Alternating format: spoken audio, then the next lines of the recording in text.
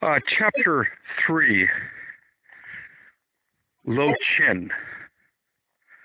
Lo Chin is spelled Loqin.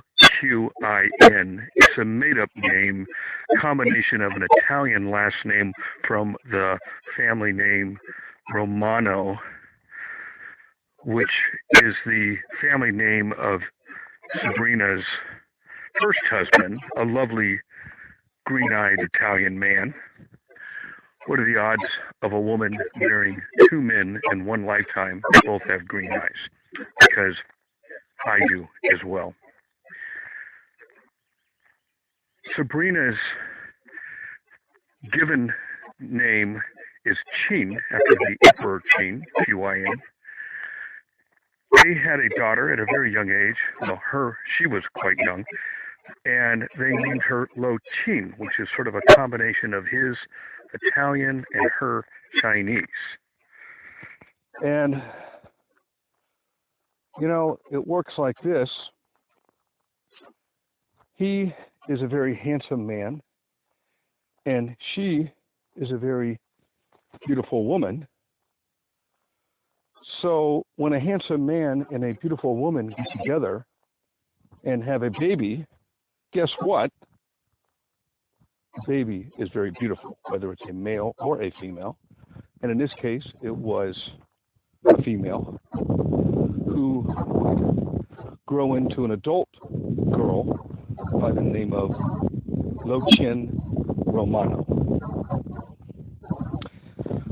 To understand fully this story, it will be helpful to understand something that Loqin taught me. First of all, I want to fast forward and dispel, get rid of any concept of bad behavior between Loqin and I. I know if you're listening to this, you're probably kind of got a little bad part in you, and people who are bad love to hear about other people doing bad things. I think it helps us feel better about ourselves, which is fine. Hey, I'm the same way. I'm not going to complain. And I am here to tell you about some bad things I did, but it is not conduct involving Loqin. Never touched her, never will. Okay, having said that, let me explain that one of the basic ideas that I put in this book, which is the concept of the daughter-wife, I got from Loqin. I should say, there are actually two girls that did this for me. The other one is Yan Wan Xie, Xie, of Chengdu, China, who later moved here to my city, Sacramento. And Loqin Romano, the two are about the same age, 20 now. And Loqin came to my house, actually, and lived with us. She moved in at the age of 16. The circumstances of Loqin's arrival could not have been worse. It was in the process of Sabrina and I winding up our marriage. It was a sad story where, as I said earlier, that story has already been told, actually 2 times by me in 2 other books, How to Marry and Keep a Supermodel and Good Mom, Bad Wife. And my purpose here is not to recount all that again, but I will say, just to summarize, that the marriage had gone bad, and there was quite a bit of put down, insulting, highly negative, anger kind of conduct from Sabrina to me. She was just insulting me all the time, which really drove me away from her. I just kind of gave up on her. And then a lot of sexual rejection, where she was just always, no. She did not want my body. And I moved out of the bedroom. I just said, fine, if you don't want me, then I'm not going to sleep with you. And then she met a guy that fell in love with her, and at last she fell in love with him. They had a big affair, public affair. When I say public, I mean she brought him out, to see her friends. A lot of times women have affairs. Obviously, they keep it kind of a big secret. But with Sabrina, it was not a secret. It was something that I have called an in-your-face affair. And again, I don't want to really get into all that other than to say it was right in the middle of that.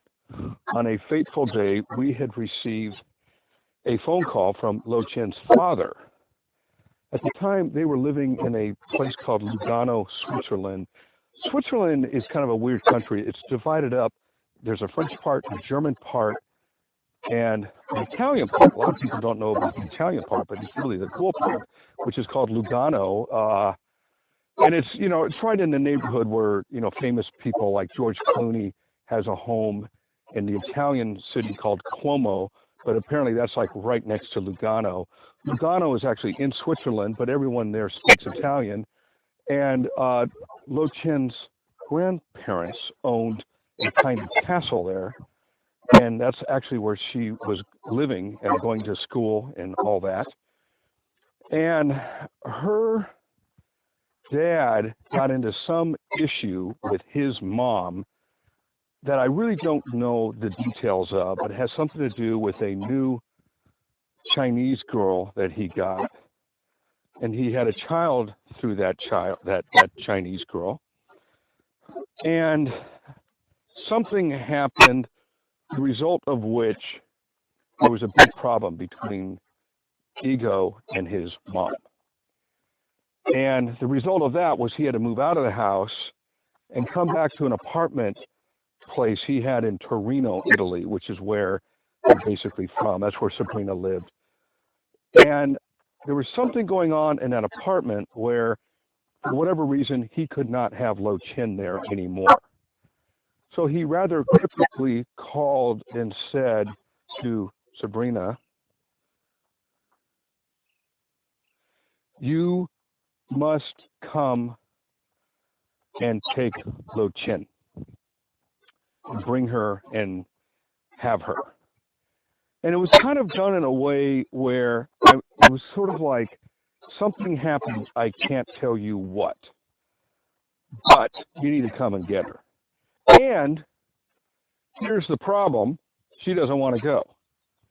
And Lo Chen had, grown up in Torino. She spoke Italian, she spoke French, she spoke some English, but she definitely saw herself as a European and not an American, had absolutely no desire to come to the USA. At the time, she had a boyfriend and a whole collection of friends. Her whole life was over there, not here. And I might add, where we are is a real modest place. I mean, Sacramento, when you go from Lugano to Sacramento, it's kind of like, I want to make a comparison of like living in Shanghai, China, in one of these really nice parts, and then moving to Nanning, right by the Vietnamese border. And no offense to Nanning and the people there, because I know it's a lovely place. I've had the pleasure of knowing several people there. But, you just go from the top of the world to not really the bottom of the world, but a place that's just not real nice. Sacramento is best described as anywhere USA. It's a middle city, meaning it's not a tiny village. I think it's about a couple million here. But, it's like a place that nobody would ever want to go to unless you got elected governor or something, because it's a state capital. But it's a nice place. It's a calm place. It's a good place to have a regular house and a regular life. And at some point in your life, you get to the point where that's really exactly what you want to have. You're not looking for Shanghai nights and, Manhattan dreams. You're just looking to have a home and a family. So for that purpose, it's actually a good place. Well, Lo Chen told her dad in no uncertain terms, "I am not going to California." There was a kind of rift between Lo Chen and her mom, the bottom line of which is that they had not spoken at all since Sabrina left Italy long, long ago. before this, actually to marry me. So in a way, I was kind of part of the bad guy. I think that there was an issue that, you left my dad. I don't like you for leaving my dad, something like that. I don't really know, though. I don't want to psychoanalyze that. All I can tell you is that they never spoke. I mean, nada. I probably shouldn't use Spanish words here. Nada, N-A-D-A, means nothing. So it was kind of an awkward moment. I have to say, I recall a prophetic statement by Sabrina some time ago. She said to me, someday she'll come to me. I remember that statement very well. Someday she'll come to me, meaning her daughter.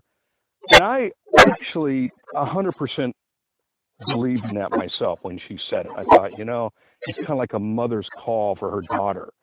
And there would be a call, unheard, uncommunicated, not written, not by phone, not by email, anything. But it would happen. And it would be done in this kind of awkward way where there was, something happened in Lugano where there was an arrest made to Ego's girlfriend. He didn't marry her. She's Chinese from, I think, Taiwan, who, by the way, is a little bit of a Sabrina lookalike, apparently, but she was an overstay.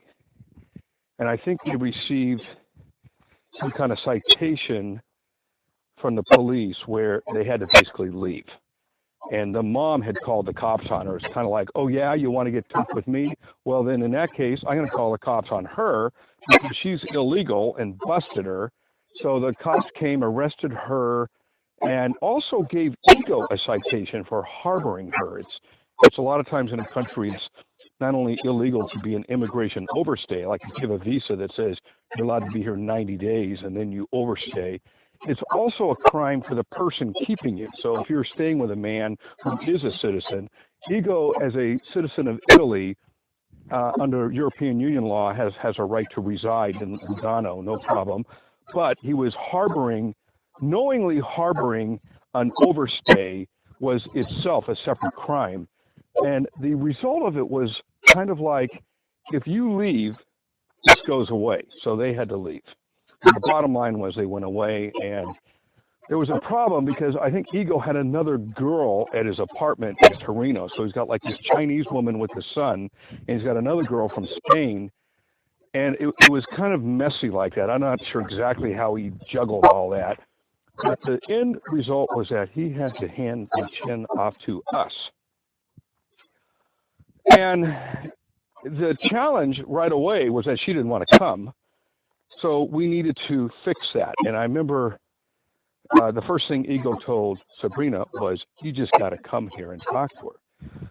And I was totally positive of that was correct. Of course, she's got to go see her and sit down with her daughter and say, look, I don't know what's going on with your dad right now, but he can't have you. And it wasn't really a negotiation like, let's talk about this and see if we can reach agreement. It was done in a way where it's like, no, you got to go. Which to me was kind of odd, like, wow, what's the deal here, But and it was really odd because on our end, we were in the throes of a divorce brought on by an affair and all this other crazy stuff. So she was coming to a very agitated household. It was like, oh, wonderful, welcome to our world, which is a real messed up world. But anyway, this is how imperfect lives go forward. It's like, welcome to the world. So what goes on is I gave Sabrina the notion that, when you go over there to see her, you want to bring the boys, or at least one of them. And we ended up, she, in a rare moment where she agreed with something I said, she said, you know what, that's a good idea. Because the idea I had is that Lo Chen kind of grew up as an only child, even though her dad had another kid, a boy, and for some reason, she did not take to that boy. In other words, she didn't really see that boy as her brother for whatever reason. And I'm sure he's a cute boy, and I don't know what the issue was there, but she was not, she didn't want him for whatever reason. So I had the idea that if she saw our boys, who are so wonderful and so cute and so lovely and so engaging, that her attitude about coming here would totally change once she got to understand that, hey, guess what? You got two half brothers here that are really cool kids, and you're going to adore them. I remember also having some trepidation, some fear that I would be so sad if, for whatever reason, she came and met my sons and kind of felt the same way as to her other half brother, which is like, I don't feel like I'm a half sister at all. And I would have been really upset about that, but that totally just did not happen. Instead, this trip went where, oddly enough, Adam, my oldest son, was over in a kung fu tournament in Hangzhou, China. His first trip to China. It was over there 6 weeks doing some training, culminating in a tournament. And I might add, he won a gold medal and a silver medal, which is really cool. But we organized a trip. I don't know why it worked out this way, but it was the very day Adam arrived back from Shanghai, China, to San Francisco Airport with his gold medal and silver medal. Really cool day for him. And for some reason, that was also the day they had to fly to Milan, Italy. And indeed they did. And to Adam's surprise, we took him up, gave him a steak breakfast, washed his clothes, brought him back to the airport. I mean, he arrived at like 8:30 a.m. at San Francisco Airport from Shanghai, and he took a 2 o'clock flight to Milan, Italy. And that day, he met his half-sister, Lo Chen, and I have to say it worked out really nicely because within about a day of that meeting, she was saying, okay, I'll come to California. I will live with you guys. And I want to tell you, it was not because of Sabrina. It was 100% because of Adam. As a piece of luck, during that trip, her boyfriend at the time found another girlfriend. I guess he had gone on a vacation or whatever, and texted her and broke up with her by text, which is kind of a bullshit way to break up, but that's what he did. And so another hold on her, it's always, you can imagine, it's always hard to get a 16-year-old girl madly in love with her boyfriend to leave her boyfriend. Well, he did us a favor, and it's kind of an example of how when the stars all align up and the planets are aligned up and time, space provides. And somehow a new girl found that guy, and he communicated to her, we're done. And by the end of that trip, Lo Chen was coming to California. Now, I have to explain something about Lo Chen. She is a supermodel. I mean, she's an amazingly beautiful girl in a Euro-Chinese way, except tall and definitely more Euro than Chinese. You wouldn't even know she's Chinese unless I told you.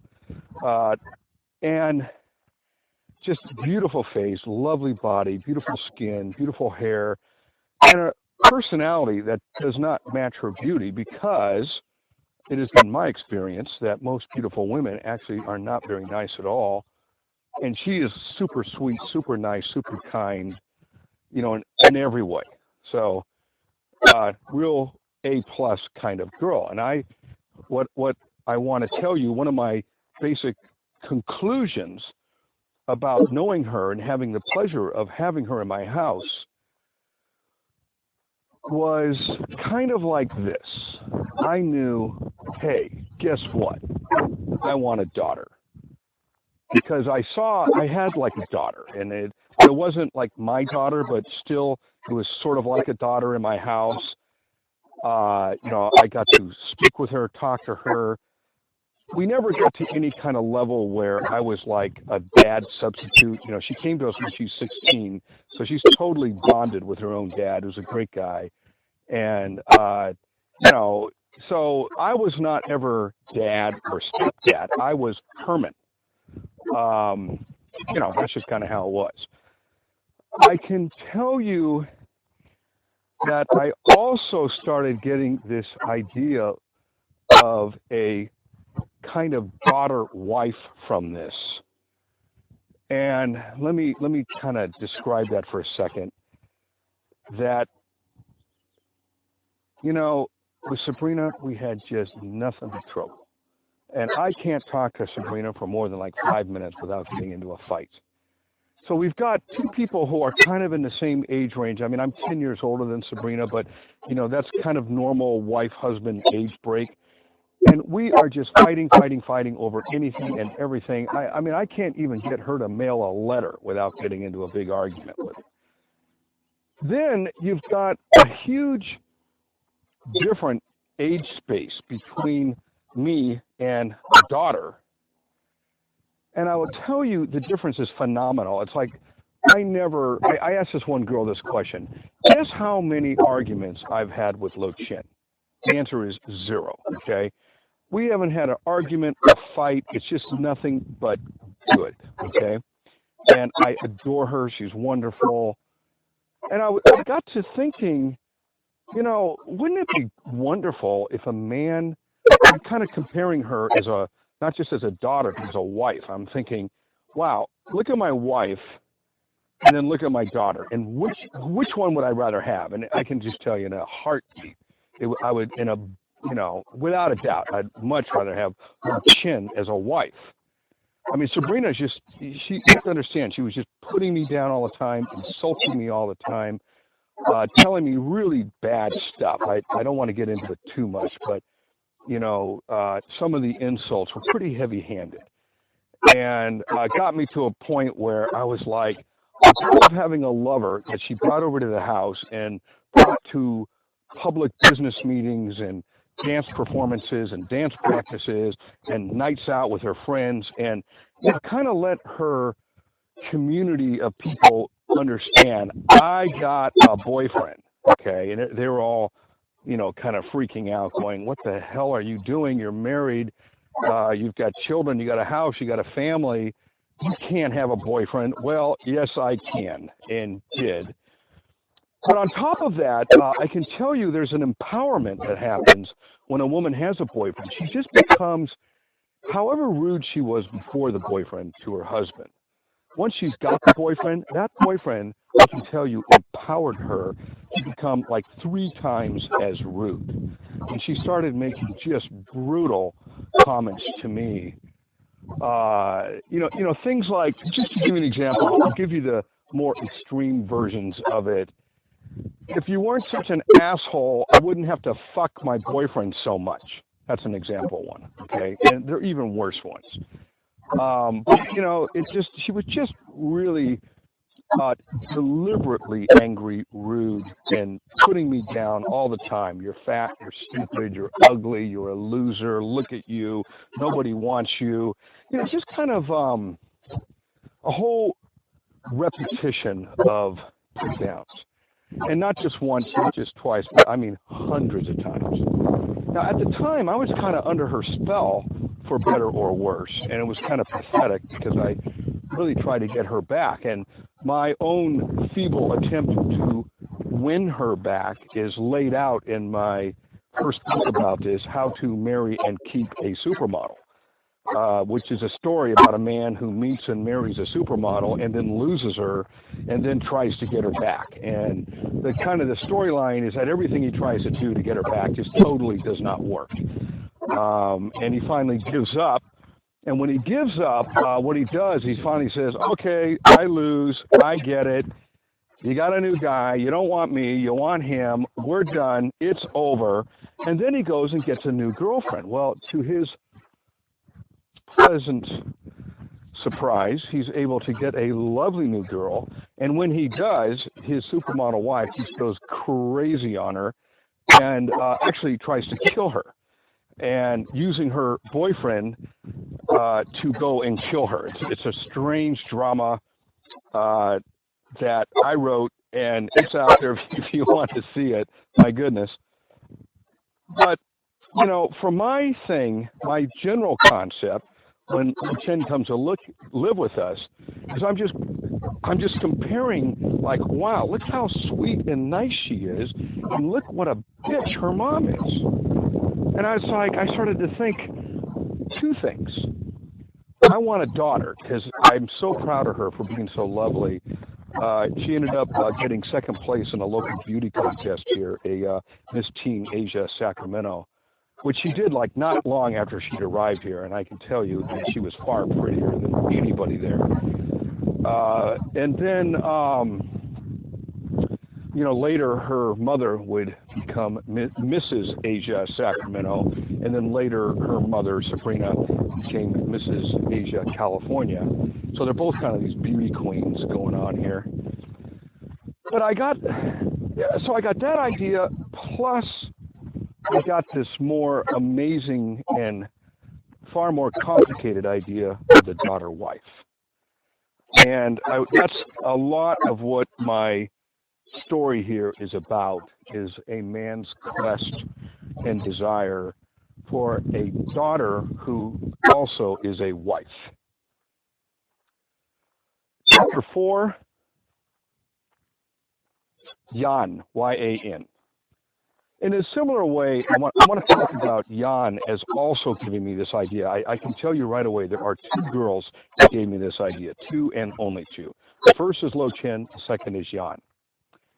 Jan is a girl that arrived into Sacramento. She's from Chengdu, China. When she came here, she'd lived in Chengdu. Her mom had moved down to Shenzhen, which is where Sabrina's from. She was a model in Shenzhen. Jan is like really pretty. It's like, oh my God, pretty. And just the kind of girl I like, kind of darkish feature, long black hair, real nice body, beautiful face, and sings quite well. And there was an interesting coincidence that my son Adam is a guitarist in a band. He plays electric guitar. He's really good. He plays kind of rock and roll stuff. So his band had a big victory in a local music contest. It was called Stairway to Stardom, which is kind of like Sacramento's version of American Idol, or whatever you want to call it. But it was like a talent competition for a group of bands, and there were about 22 bands that competed in this competition, and Adam's band won first place. Amazingly enough, he won it. And it was really a big deal, and they got to be on TV, and they played on a news channel 3. So it was kind of an amazing event for Adam. But what happened was his band, there was some issue with the lead singer, this very young girl. She's like 8 years old. Everyone in his band, by the way, was just a little kid. The singer was 8. The drummer, I think, was 10. Adam at the time was 10. So everyone is, a kid. It was, the band competition was among kids. It's a really cool program where they do that. Anyhow, what happened was the lead singer decided to quit, and it was some issue that her parents had.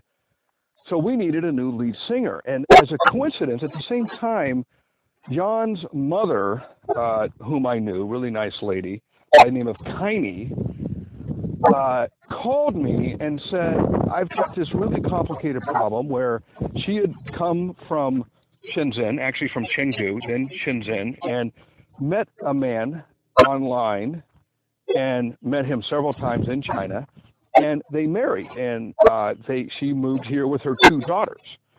And what she explained to me was, we're all here, we're all getting green cards, everything's good, but Jan is not doing anything here, and she's quite restless. In Shenzhen, she was quite busy doing modeling. She was busy singing.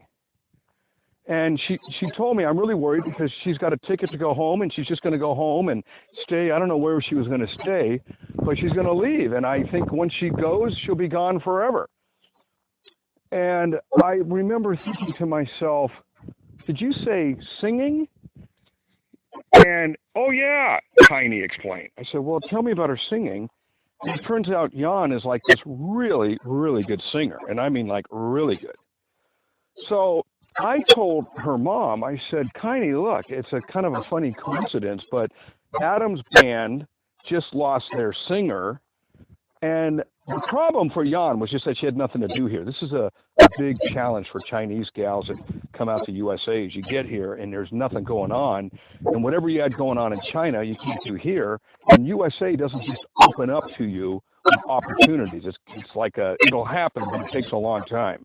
And you can be restless and impatient, and it's not that uncommon that a initial reaction when Chinese women come here is, I want to go home. And that was exactly Jan's. I want to go home. So the problem was she didn't have anything to do here. Now, she was going to school to learn English. Her English was really extremely limited. So I proposed that we introduce Jan to the band and and to see if she would join as the lead singer for this band. And the band's name, by the way, was Failed to Resolve. And so we organized that, and there was a meeting where she came and did kind of an audition for the band, and we were all more or less blown away by her amazing talent. I mean, you can tell in 2 seconds this girl knew how to sing, and also was good because she's also a model, she was good at basically showing herself. In other words, you know how it is when a singer is on stage, you're supposed to sparkle like a star. You know, you don't just get up there with like a hunchback and sing like an angel. You got to get up there straight up and down, beautiful arms, beautiful legs, beautiful face, and sing magically and look like a star. Well, guess what? Jan 100% to do both, because you can also have the girl who kind of looks like a star but can't sing. That happens too. This girl had both.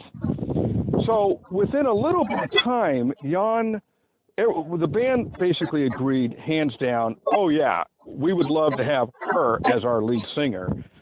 And it didn't take long. Soon enough, Jan had learned the songs of the band. The interesting thing, the songs were all in English, of course. And the interesting thing about it was that Jan did not know the English words at all and basically mimicked the words. Mimic means you make the sound of the word even though you have no clue what the word is. And she did it, though. She figured it out. I don't quite know how she did it, but she absolutely figured it out. And it didn't take long where they were able to go live in an actual concert and sing the songs. And she did a great job. It was wonderful. Well, I got into a role where I was actually picking up Jan. I would bring Adam and Jan to band practice. So I was picking her up and driving her over to the band practice.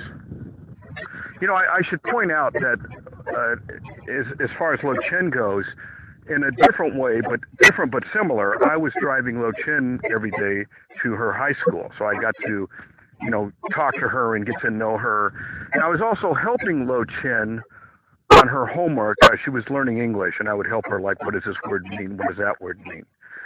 So, it's one thing to just see a beautiful young girl, but it's another thing when you're really kind of working with them on stuff. And I was helping Jan and continuing to try to help her on her process of integrating into the USA. One of the things I did was I tried to organize a kind of friendship with Lo Chen. I thought they're both about the same age, and hey, you two can be friends. It was kind of a little bit awkward because Lo Chen actually just isn't really Chinese, even though she's half Chinese, and definitely is more of a Euro girl. And Jan is pure Chinese and is definitely like an all China gal. So the two of them really did not, I don't think they really became friends. I tried to do that, but whatever. But anyway, the bottom line of which, all this, was that I became friends with Jan in the same way,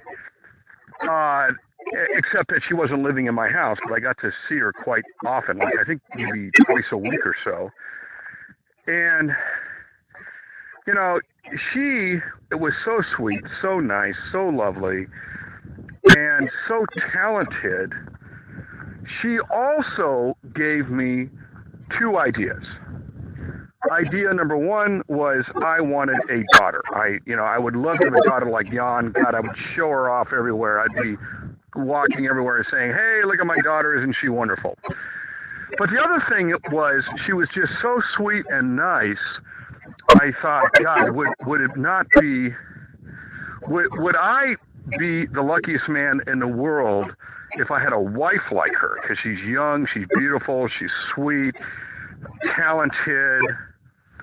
So, as I said earlier, my two lead-ins for this concept of a daughter-wife are from Lo Chin and Jan. Chapter 5, the daughter-wife concept. So with that background in mind of, having kind of a supermodel bitch wife filled with negative insult put-downs, resulting in a humiliating, public, in-my-face affair on the one hand, and a supermodel daughter, lovely and sweet as can be, plus being introduced to the lovely Jan, and me at the same time looking for a new woman. That's the other part going on here, is that at the time, I'm looking for a new girl. I'm on the hunt, okay? And my hunt was done on a dating site called Chinese Love Links. So I'm looking for new girls, and I'm finding something, a pattern, okay? Here's the pattern I'm finding.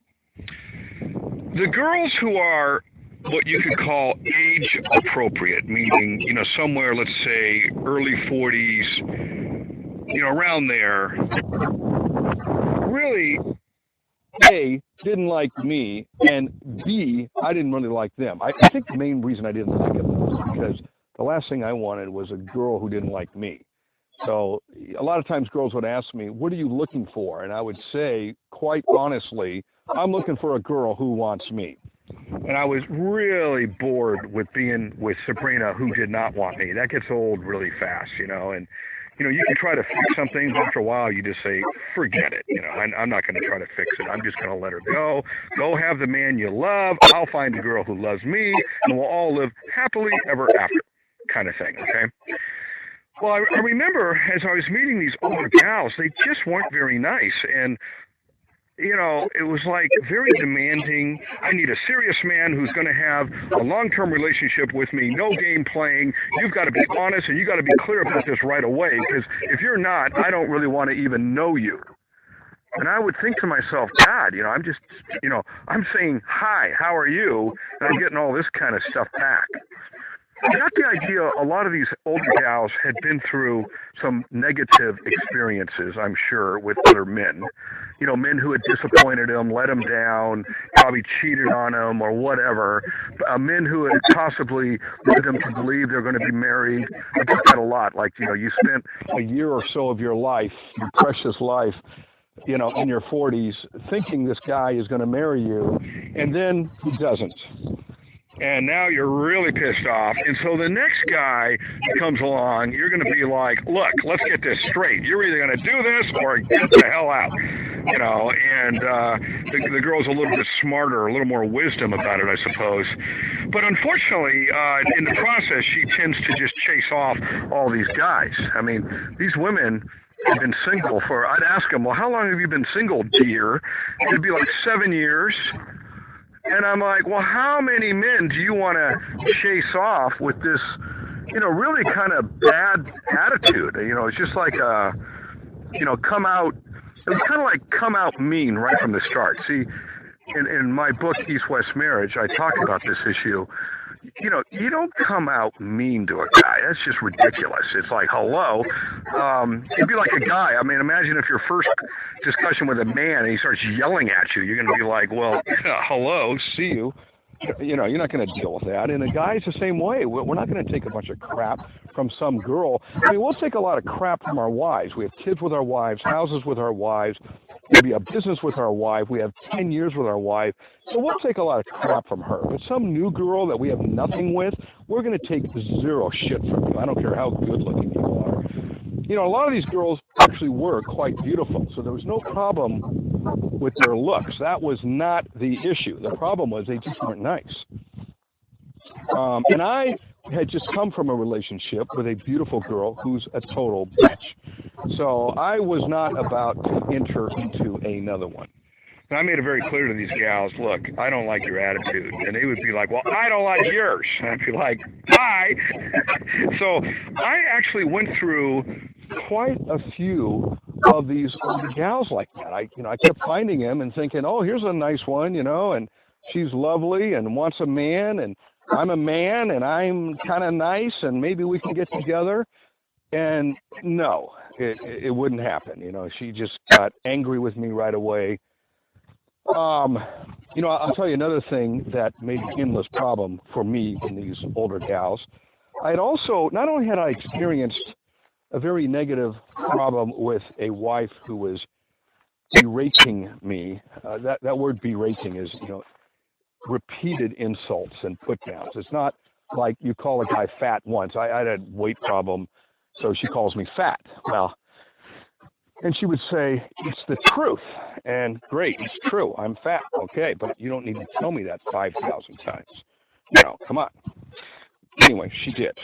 But not only did I have that kind of problem, but the other problem I had was that she did not want to have sex with me.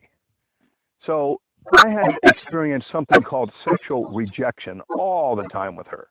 And as I indicated earlier, it got so repeated and bad, I just solved the problem by moving out of the bedroom. I just didn't, if I'm next to her, she's very beautiful, I'm going to get horny, I'll get a hard cock, and I'm going to want to do her, and she'll be like, no, no, no, no, no. Well, I finally got so tired of being rejected, and I mean like a billion times, I just moved out of the bedroom. I just, I didn't want to deal with that anymore. A good way to not get rejected is don't ask. But if I'm lying next to a woman, guess what? I'm going to want to do her. So I'm kind of a horny guy, so watch out. If you don't want to fuck me, don't lay next to me. That's simple advice, okay? Anyhow, I wanted to clarify with women right away that if you're going to be with me, you're going to need to have a lot of sex with me. And if you don't want to have a lot of sex with me, I don't want to be with you. That's my choice. And I said, look, I realize some girls aren't interested in sex or whatever, and that's cool. If you don't want to, no problem.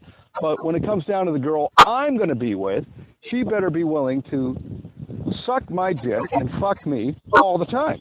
And if you're not going to do that, well, guess what, honey? You're not going to be my wife. And if you got a problem with that, guess what? Kiss my ass. I don't care. Because I know what I want. And I can tell you right now, if you're not going to give me that, you and I are going to have endless problems because I'm going to be pissed off at you all the time. I'm not going to want to look at you, talk to you. I'm not going to want to sleep with you. I'm not even going to want to be in the same house as you. I'm just going to be like, you know what? Go fuck right off. Well, these older gals in their 40s, unfortunately, they have a problem, which I call older gal in her 40s. And the problem is they're kind of like dried up. It's like, imagine a grape, juicy, wet, thin skin. You eat it and it bursts in your mouth. Wow, how cool is that? Well, imagine an older woman is a raisin and out in the sun for like, who knows how long. It's dried up, no moisture, it's dehydrated, and it doesn't burst. It's chewy. You just kind of chew on it. And it's chewy, And that's kind of how I saw these older women. They're like dried up raisins. They were very open about it, too. No, I am not going to be your little fuck toy. And if that's all you want, I said, whoa. That's not all I want. I want a whole hell of a lot more than that. I want way more than that. That's a minimum of what I want. And I'm saying, look, I'm not just talking about taking you out on a date and you agree to fuck me. I'm talking about my conditions for marriage. And one of my conditions is you will fuck me all the time. It's a non-negotiable issue. If you're not going to do it, then what the hell do I need you for? You know, it's like, why? Oh, I want, you know, I'm going to take care of you, all your shit, all your problems, and you're not going to fuck me all the time? Forget about it. You know, I would be really open with these Chinese women like that. And some of them started to tell me, you know, you obviously don't know much about Chinese women. Because I'll tell you, there's no Chinese girl who's like that. Well, honey, don't you wish that were true? Because then I'd be forced to get involved with a raisin and have no sex and just another bitch in my life. Thank God there is something called the young, hot Chinese girl. Thank God. And I'll tell you what I would do just to shut these old gals up. I'd say, oh, you don't think I know about Chinese girl? Well, let me copy and paste to you a Skype session I just had with a girl by the name of Sasha. I just give her as an example. By the way, I talked about my extremely amazing relationship, kind of my first actual daughter-husband kind of relationship with Sasha. I talk about her in my other book, Good Mom, Bad Wife. And Sasha was just amazingly cock hungry and was always like, show me your cock. I want to see your cock. Oh, God, put it in my pussy. Fuck me. I can't wait to fuck you. And, you know, all these, like, erotic kind of fantasy discussions that she and I had. We had like a million of these. So I would just to shut this gal up, I would just simply do a copy and paste of about 2 minutes of a 1 hour sex talk session with Sasha, and I would send it to this 42-year-old raisin, and I would say, meet Sasha. She's from Changsha, Hunan. So, you still think I don't know Chinese girl? The girl would read that shit and go, oh, God. Well, what is this girl? She must be like a prostitute. I said, oh, is that what you're going to do now? You're going to insult the young, hot, hungry girl because you're an old, dried up, no-sex bitch. So the young, hot one who wants a dick and wants to fuck has got to be a hooker, right? Well, wrong. She's not a hooker. She's a PhD student in economics. She's really smart, really hot, really gorgeous, and really horny, okay? So I tell the older gal, you know what? You want to know what I want? I want that. Okay, now Sasha at the time was 23. Later in our relationship, she turned 24. Young, hot girl, okay? So there were other Sashas, I have to tell you. She was not the only one. I had another one like this called Lily. Lily was in Chengdu. God, I remember her. Unbelievable. Totally beautiful, 23-year-old. Loved to wear these completely obnoxious, revealing outfits during our Skype sessions. Like she'd be sitting on her bed, you know, basically in a bra and panty and having, you know, like a 2-hour discussion with me. It's wonderful. And we'd be talking about anything and everything, you know, and she would play with herself. She would masturbate. And, you know, you could say, like some 42-year-old dried up raisin would say, oh, she's a prostitute. Well, honey, not exactly. She's an accountant at a large manufacturing company. So during the day, she goes to work as an accountant. At home, she comes home and does masturbation with an old American guy on Skype. So that's what she is. Now, there are a lot of Lilies out there. There are a lot of Sashas out there. I've met quite a few. You know, show me your cock. I want to see your cock. I want to fuck you. When are you going to come and fuck me? There are a lot of these girls out there that are young and horny. And you could say, yeah, well, don't be stupid. They just want your money. Well, you know what? These girls never ask me for money. They ask me for my dick, okay? You could say, oh, they just want a green card. Actually, these girls absolutely made it clear to me they do not want to move to USA. They want me to move there. In fact, one of the reasons we ended on all of these is that I didn't move there. If I had moved there, I'd be married to one of them, maybe Lily, maybe Sasha, who knows. So it wasn't about a green card. it wasn't about money. They never asked me for money, which, by the way, Jan had warned me about. She said, be careful with these young beauties. She knew some models in Shenzhen that were regularly on Skype with old guys, convincing these old guys, send me $100, send me $1,000, and the old guys would, whatever. And so that, I'm sure that element is out there. There is the I only want your money element, I'm sure. And but these girls, I got to tell you, I'm talking to them, several hours a day. And never did they ask me for money, and never did they ask me for a green card. Instead, they asked me to come there and be with them, not bring me to USA. So a lot of these experiences I've had go right through all the bullshit excuses these older gals have. Oh, they just want you for money. They're prostitutes. No, they're PhDs. They're accountants. One was an architect. One was a university professor. They're not hookers, okay? So that bullshit excuse goes right out the window, okay? In fact, hookers, I got news for you. Prostitutes don't hang out on dating websites. Dating websites are for women who want to get married, not for women that want to just find a guy to charge money for sex for. Because most of the guys are in USA and the girls are in China, so you can't exactly, do sex like that. You can do Skype sex,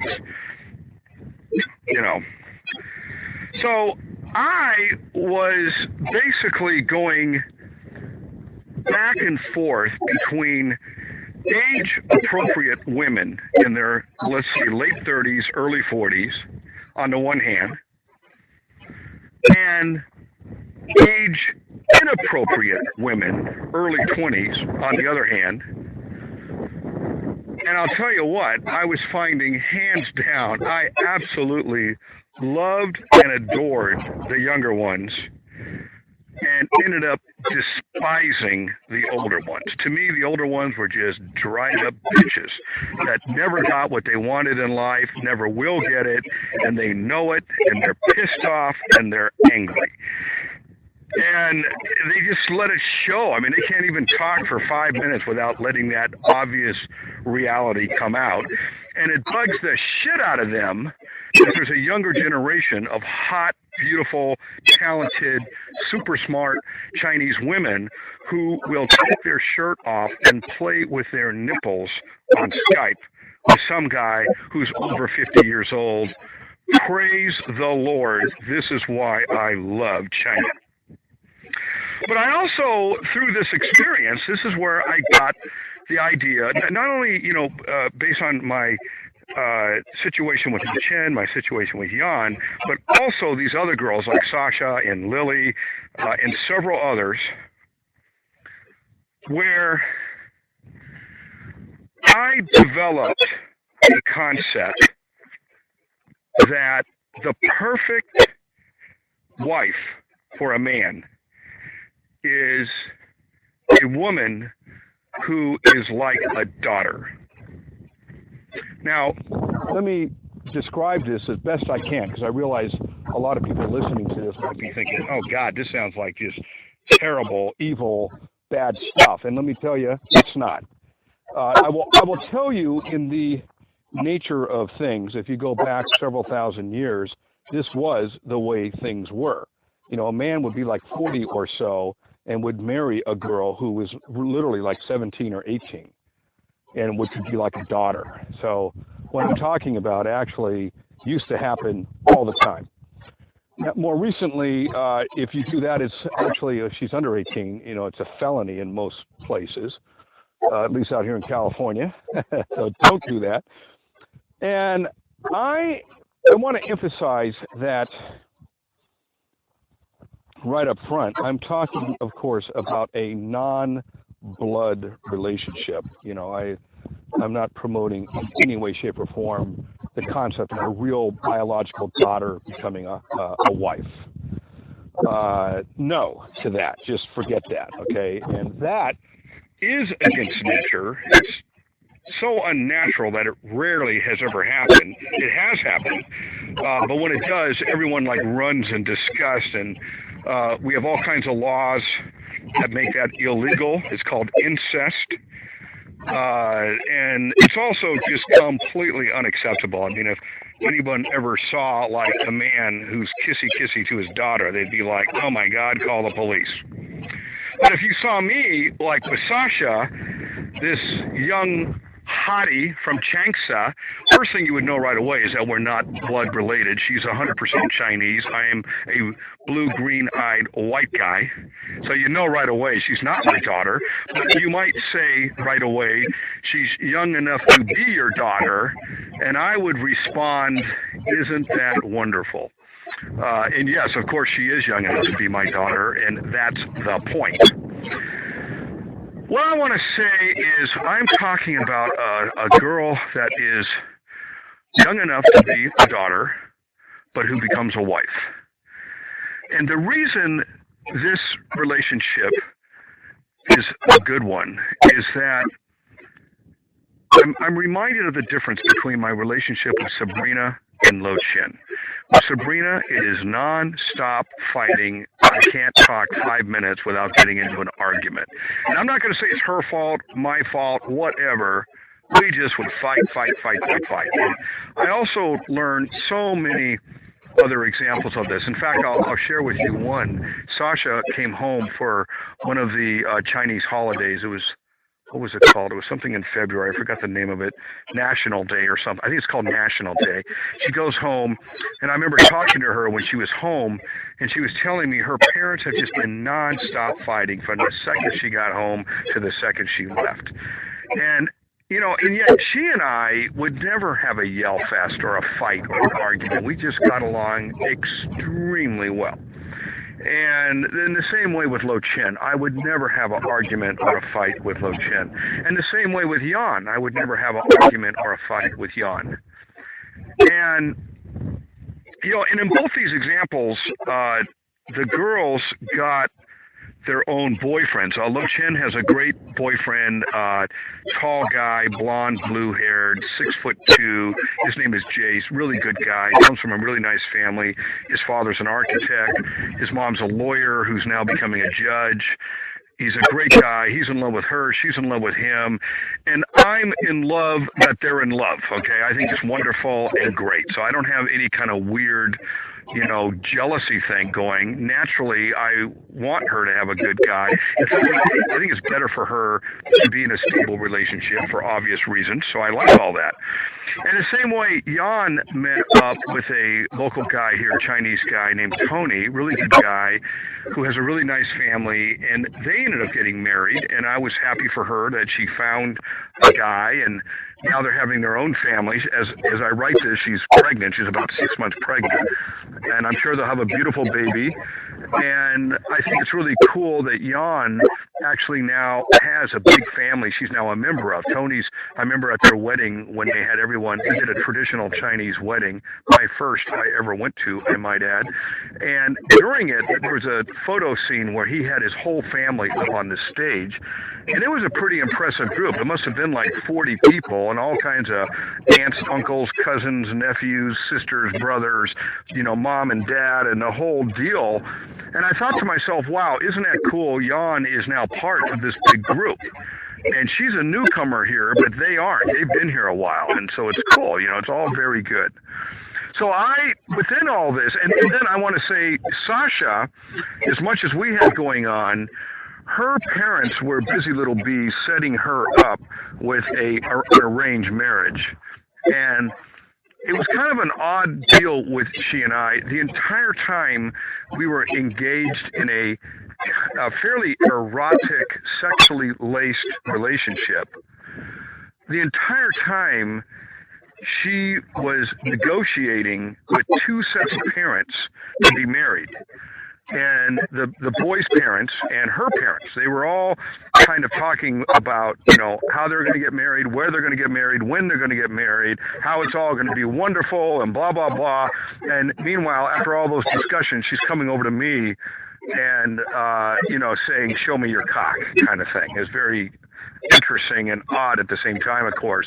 But I also, my basic concept was, you know, I knew I was way too old for her, And I knew naturally she would get probably some younger guy. I think this guy was like maybe 30, engineer, bachelor's, master's degree, responsible kid from China.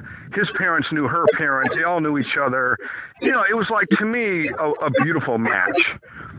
Except for one problem. Sasha didn't want the guy's dick at all. Okay, she wanted mine. And I thought to myself, God, I felt a little bit bad. It's like, in a way, I might be holding her back from her own destiny, because I didn't and couldn't really see us really going the whole route and becoming married. I never, to me, she was always kind of a fantasy daughter-wife and not a real one. But she gave me the idea of that. And, it was sort of like, she made me understand that is what I wanted. So there came a time when I just got with it, that, you know what, that's what I want. I want a daughter wife. I want a girl who's a non-blood relation of mine, like a Chinese girl, who's young enough to be my daughter, which means somewhere in the early 20s, who will treat me in every way like a husband, which means she will repeatedly suck and fuck my cock. And won't do it out of a sense of duty or obligation. She'll do it because she wants that. That's what I like so much about Sasha. She was like, give it to me, baby. She wanted it, not like these, she was a grape, not a raisin. And I knew right away, there's no fucking way I wanted a raisin. I wanted a grape. But, and this is the part that's a little bit ill-defined for me, the two, I don't know how this would ever really work. So forgive me for being unclear, because I am unclear on it. But it kind of goes like this. The father-daughter-wife deal remains elusive, which means it's out in the wild and you can't quite catch it. It's like you're running after a cheetah and you haven't quite caught that cheetah. Okay, the elusive part is you get the girl, and let's say you actually even go so far as to get married to her. So it's like I'm 54 right now, and I marry like a 23-year-old, totally hot, sexy Chinese girl. Well, you can all easily predict how that's going to go, because, down the road, I'm going to get older and older and older. And heaven forbid, softer and softer and softer and softer. I'll do my best, but when I'm 65, here she is. She's going to be a hot 33-year-old. God help me. When I'm 70, she's going to be a hot 37-year-old. And let me tell you, some of these women I've seen at a young age, or at the tender age of 37, are really quite gorgeous. Okay. And, I'm not going to be able to do my part of that relationship. Now, maybe there's some kind of bonding that'll happen between the two of us where it becomes more like a, daughter-grandpa thing or whatever, and she takes care of me as I become an old guy and takes care of me as I become a really old guy. Well, to me, it's kind of like this. If you're an old guy and you want the pleasure of a young, gorgeous wife, there's probably something you need to give to her. And the thing I believe you need to give to her is something called freedom. You need to give her the freedom to allow her to do whatever the hell it is she wants to do, which could very well include dating and seeing and falling in love and sleeping with a younger guy. I don't mean younger than her, but way younger than me. And this is kind of what the allowance I had for Sasha. It was like the whole time, here I am in my 50s, she's in her early 20s, and she's being set up to marry a man, I believe he's like 30, maybe 29. And, and I, just like I was happy for Lo Chin to have a boyfriend, just like I was happy for Yan to meet her fiance and marry him, in a weird way, I was happy for Sasha to do what I looked at as her own destiny of getting a husband and having a family. I don't want to be the guy stopping that. No, you can't talk to any boys. There's only me. I'm the jealous, crazy-ass old guy that's going to stop all that. Well, I don't want to be that kind of guy at all. So my concept, this is where the daughter-wife concept remains as you get older. There's two roles. The role as a wife, which means it is physical, it is erotic, there is sucking and fucking going on. And let's make no mistake about it. This is a sexual affair kind of deal. But the daughter part is that she, at some point, goes out on her own, and just like fathers, say bye-bye to their daughters, she finds a guy that's more age appropriate, and there's a day that comes when she marries off and goes away. And the husband, the guy in my role, isn't filled with jealousy or something I learned from China. When your wife fools around with a guy, you are said to wear a green hat. I learned about that. This girl taught me that. And I thought, oh, okay, I must have a big green hat. I've never seen that green hat, but there's a green hat concept. So you aren't wearing a green hat. Instead of being the jilted lover, the cheated on husband,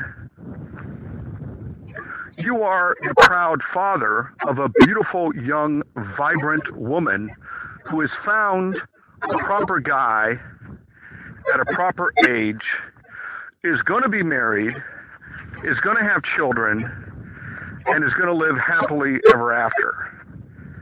And in the words and wisdom of a good friend of mine, rather than feeling devastated for the fact that you don't have her, let's say, for another 10 years.